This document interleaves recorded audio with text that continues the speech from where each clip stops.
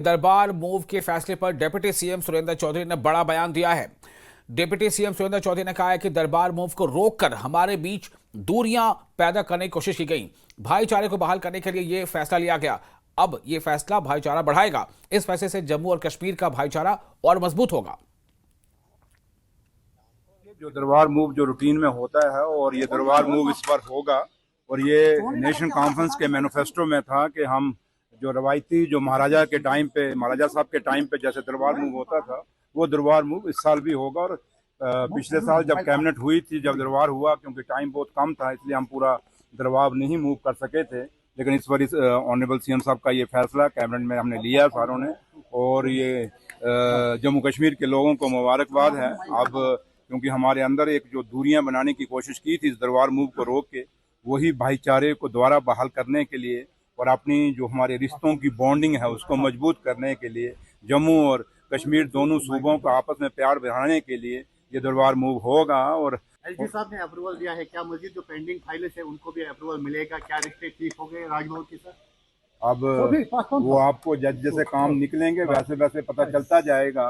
काम निकलते जाएंगे तो सब कुछ ठीक रहेगा, काम नहीं निकलेंगे तो मैं बाकी तो है ना है, लेकिन मैं तो जरूर बोलूंगा। इसलिए आज तक तो यही है कि ये उनकी मेहरबानी है कि उन्होंने फाइल पाई की, लेकिन सबसे बड़ा फैसला ये उमर साहब का फैसला है, ये सरकार का फैसला है और ये सरकार ने फैसला लिया। और इसलिए ये नेशनल कॉन्फ्रेंस के मैनिफेस्टो की एक और डिमांड, जो काफी सारी डिमांडें हमने पूरी जो मैनिफेस्टो में हमने मुद्दे रखे थे पूरे किए, उसमें से एक ये मुद्दा भी आई पूरा किया।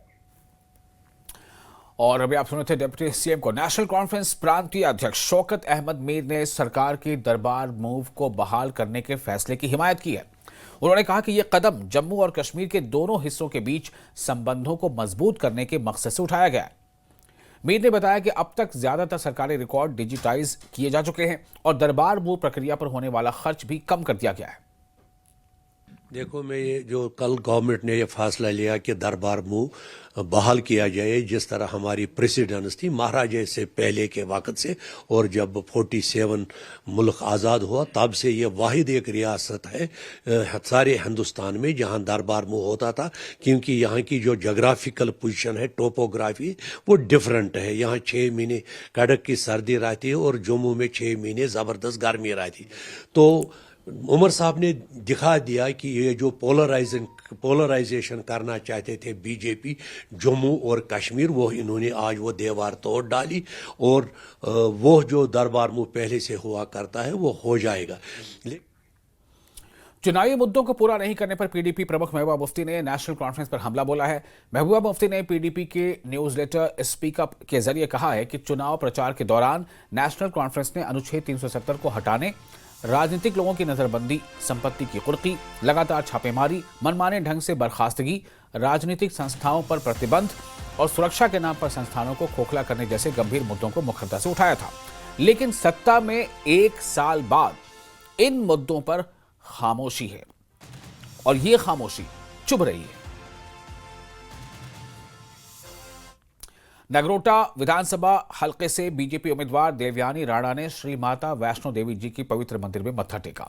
सोशल मीडिया पोस्ट पर उन्होंने लिखा कि मैं श्री माता वैष्णो देवी जी के चरणों में अपना चुनाव नामांकन पत्र प्रस्तुत करके और उनका आशीर्वाद लेकर खुद को सौभाग्यशाली और धन्य महसूस कर रही हूं।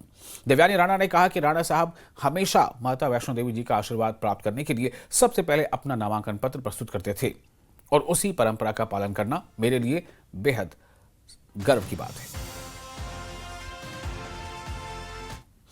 और हिजबुल मुजाहिदीन प्रमुख सैयद सलाउद्दीन को कोर्ट की तरफ से भगोड़ा घोषित करने पर पूर्व DGP Jammu Kashmir doctor SP Vaid ने कहा है कि हिजबुल मुजाहिदीन सबसे पुराना आतंकवादी संगठन है जो जम्मू कश्मीर में हजारों सुरक्षाकर्मियों और नागरिकों की हत्याओं के लिए जिम्मेदार है।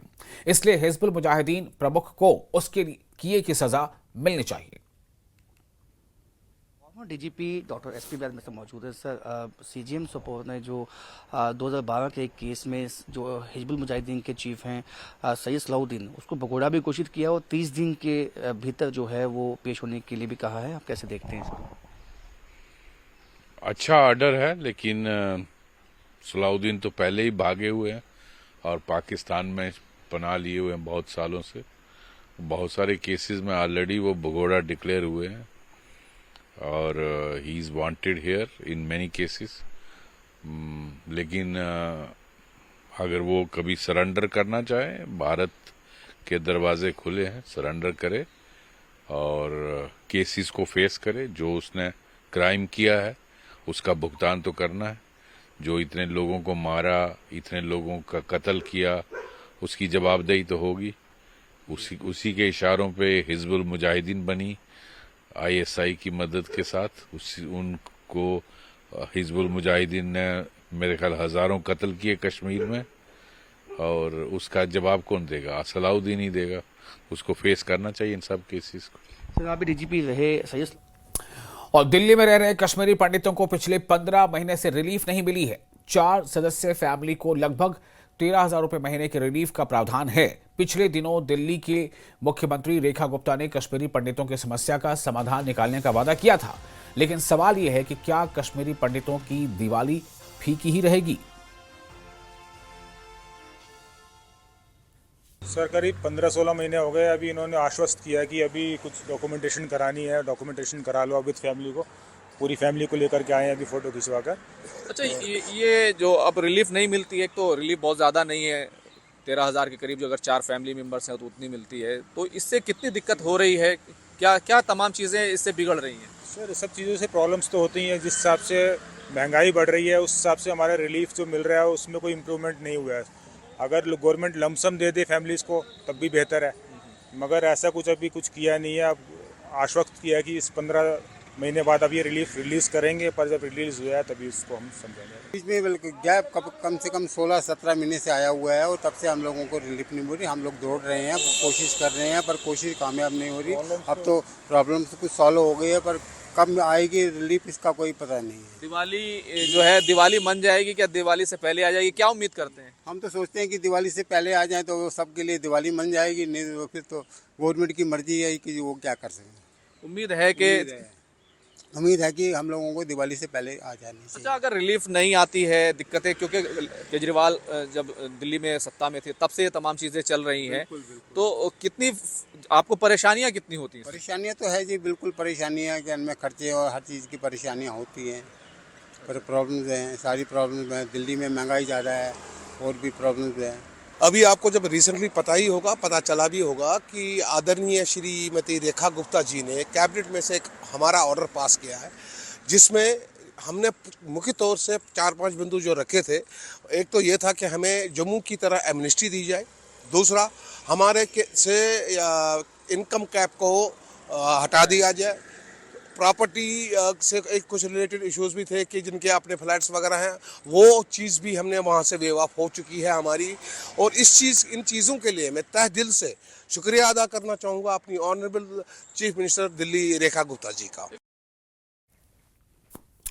और इसके साथ ही इस बुलेटिन में फिलहाल इतना ही, लेकिन न्यूज़ 18 पर लगातार बड़ी और अहम खबरों का सिलसिला जारी रहेगा। आप बने रहे न्यूज़ 18 के साथ। मैं हूं विशाल।